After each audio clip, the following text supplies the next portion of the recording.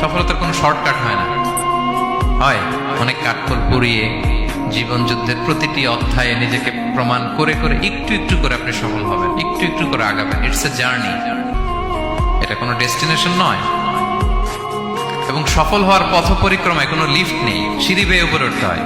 কি বেয়ে? কিন্তু আমরা সফল হতে চাই কিভাবে?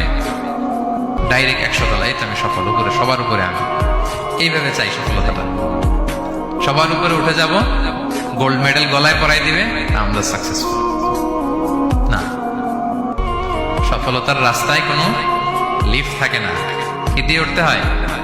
সিঁড়ি বেয়ে ঘাম ঝরিয়ে উঠতে হয়। দেখেন, শুধু আলোর মুখ দেখার জন্য মায়ের পেটে আমাদের কত সময় লাগছে বলেন তো?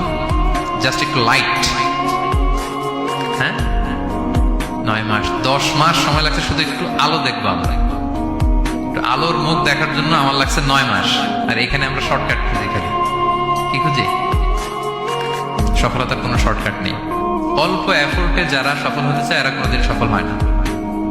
ইউসুফ আলাইহিস সালামের জীবনীটা একটু খেয়াল করেন, একটু একটু করে তিনি সামনের দিকে গিয়েছেন এবং সবশেষে ইজিপ্টের ফিনান্স মিনিস্টার হয়েছে। এজন্য ধৈর্য ধারণ করতে হবে, নিজের সর্বোচ্চ